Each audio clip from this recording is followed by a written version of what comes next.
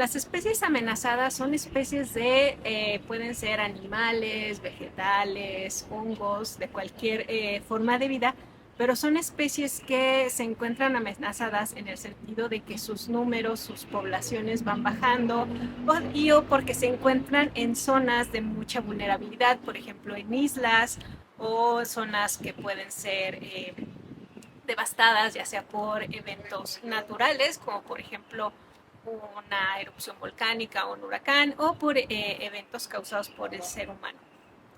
Como pueden ser también incendios, no todos los incendios son naturales, también algunos son causados por ser humano. Estas especies amenazadas son de especial preocupación. ¿Por qué? Porque puede ser que la disminución sea como del número de especies como del número de individuos. Las dos situaciones son preocupantes. Cuando tenemos un ecosistema donde tenemos menos animales, donde tenemos menos especies, lo que tenemos también son menos interrelaciones entre esos animales. Y eso hace que las funciones, los procesos, incluso los ciclos biogeoquímicos de los ecosistemas se vean alterados y pues ahí salimos perdiendo todas. Eh, Cuando tenemos estas afectaciones a la biodiversidad, además de que los ecosistemas modifican sus procesos, también eso tiene un impacto en las poblaciones humanas que dependen de mucho de lo que pasa dentro de esos ecosistemas. Dependemos de los ecosistemas, por ejemplo, para la regulación de los ciclos del agua, para la regulación de la temperatura, ¿no? Si devastamos los bosques, pues entonces la temperatura puede ir subiendo.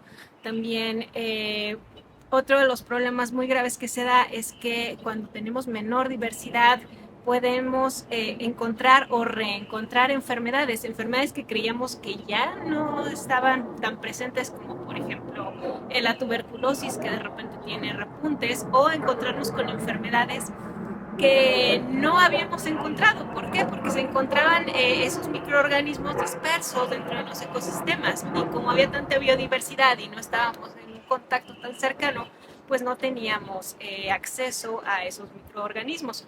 Pero una vez que hay menos diversidad y que irrumpimos esos ecosistemas, entramos en contacto con nuevos microorganismos que causan enfermedades. Uno de esos puede ser, por ejemplo, el COVID. Es una enfermedad lo que se llama emergente. Es una enfermedad que no estaba, pero que está emergiendo de repente, o pueden ser enfermedades reemergentes. Existen muchas causas de la pérdida de la biodiversidad. La extinción de especies, por un lado, puede ser un proceso natural. Como podemos ver a lo largo de los estudios de evolución, hay especies que surgen y de repente el ambiente deja de ser propicio o la especie deja de poderse adaptar a los cambios y terminan las especies. El problema de los últimos años es que estos procesos de extinción de especies se han acelerado muchísimo a una cantidad brutal, muy grande. Y eso ha sido principalmente por causas del ser humano. Por ejemplo, cambiamos los suelos, ¿no? Cambio del uso de suelo, suelos que antes eran bosques muy grandes, de repente pues llegamos porque queremos tener actividades de agricultura, de ganadería y entonces devastamos esos bosques para tener sembradíos y para tener a los animales de abasto.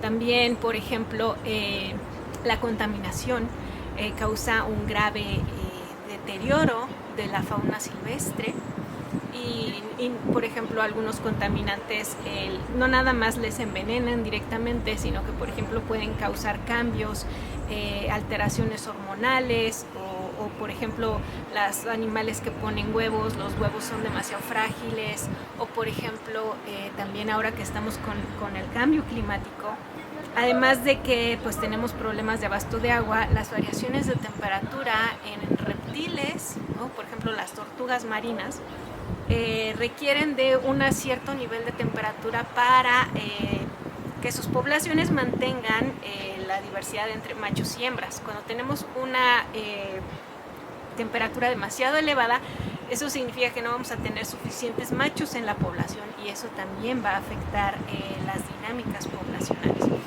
Entonces tenemos una variedad muy grande de causas de la pérdida de la biodiversidad. También es importante recalcar el uso de agroquímicos. El uso de agroquímicos no es inocuo. Me refiero a, por ejemplo, fertilizantes, plaguicidas o herbicidas, todo ese tipo de sustancias que por un lado son beneficiosas para cierto tipo de cultivos, por otro lado causan también muchos problemas porque no son específicas, porque muchas veces se mantienen en el medio ambiente durante mucho tiempo y entonces afectan indiscriminadamente a todo tipo de especies, no nada más a las que eran el objetivo, sino que por ejemplo en zonas de Estados Unidos donde se aplican mucho este tipo de agroquímicos, los bosques están desapareciendo por el efecto de las sustancias que se quedan en el ambiente. Es un problema muy grave y es una de las razones por las cuales tenemos que pensar, por ejemplo, ahorita que tenemos el problema del maíz transgénico, porque son cultivos que no nada más se trata de una semilla específica, sino que es todo un paquete en el cual las semillas vienen junto con los agroquímicos que funcionan para este tipo de sembradíos. Es importante no sentirnos desalentadas, desalentados ante este panorama que sí es muy grave y debe atenderse, pero podemos ver que hay muchas cosas que podemos hacer y no sentir que nuestra aportación sea mínima o que no sea importante. Podemos tener acciones individuales, por ejemplo, en nuestro estilo de vida, sobre todo en hábitos de consumo. Ser conscientes de que cuando consumimos algo, pues ese algo no vino de la nada, no apareció mágicamente en un supermercado, sino que viene de un lugar, viene de un ser vivo, viene de una cadena de producción y esa cadena de producción produce mayor o menor impacto dependiendo del producto y del tipo de producción. Entonces, por ejemplo, consumir productos vegetales locales de productores locales, pues es mucho menos agresivo contra el ambiente que consumir, por ejemplo, productos de origen animal o productos que vienen del otro lado del mundo y que requieren de un transporte, que requieren de refrigeración y todo eso quema combustibles fósiles que afectan la crisis socioambiental. Otra cosa que podemos hacer es, por ejemplo, hábitos de consumo de otras cosas que no sean alimento, como por ejemplo la ropa. La ropa viene de la industria textil que también produce muchísima contaminación. No nada más porque algunas fibras pues vienen de productos de plantíos de algodón que requieren de mucha agua. Otras telas son sintéticas, como por ejemplo el nylon, pero también la manufactura de textiles pues requiere de mucha agua y contamina los mantos acuíferos de las zonas alrededor de las textileras.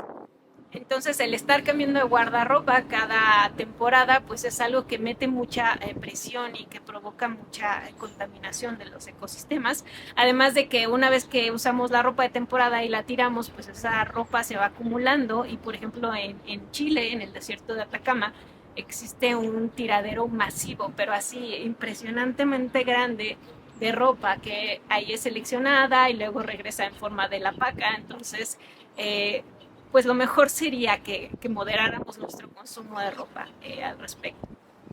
Otra cosa que podemos hacer en conjunto, porque esas fueron como acciones individuales, pero también podemos tener acciones en conjunto, podemos promover todo esto, podemos hacer trabajo comunitario, huertos comunitarios, a lo mejor organizarse en la colonia, en la comunidad y sembrar ciertos árboles, sobre todo árboles nativos que no afecten a los ecosistemas. Podemos asesorarnos, buscar asesoría. Existen muchas organizaciones que pueden ayudar a tener este tipo de impactos.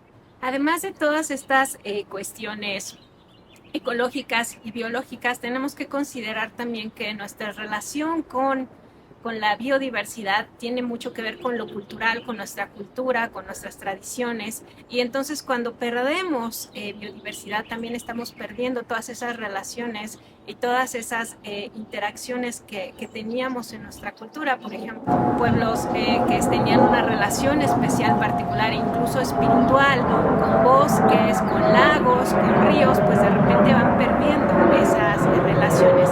Y entonces, además de los riesgos sanitarios, de los riesgos climáticos, pues también tenemos una pérdida muy grave sociocultural, pérdida de costumbres, pérdida de lenguas, pérdida de estilos de vida, que la verdad es que no deberíamos de permitir, ¿no? que se nos escaparan de las manos de esa manera.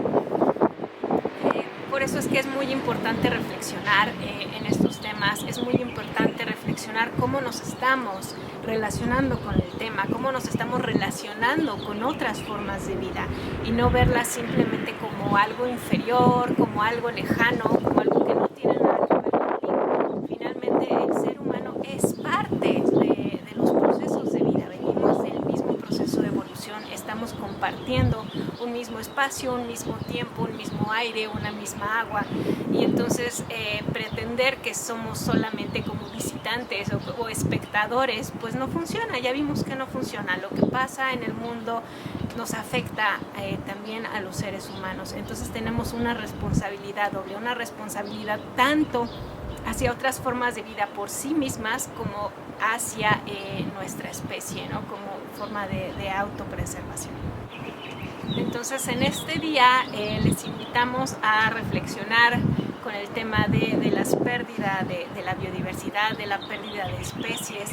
Les invitamos a reflexionarlo sobre todo desde una manera no solamente intelectual, sino también desde una emotividad de la pérdida que tenemos de relaciones con estos animales, de entenderlo también desde una manera espiritual, inclusive cultural, y que no es algo ajeno, ¿no? Sino sentirlo, vivirlo y hablarlo, ¿no? Investigar, hablar, preguntar, acercarnos a expertos, expertas. Existe mucha gente tratando de hacer algo al respecto y el apoyo de todos y todas ustedes es sumamente importante. También pues estamos en tiempos electorales en México y es muy importante presionar para que estos temas sean parte de las agendas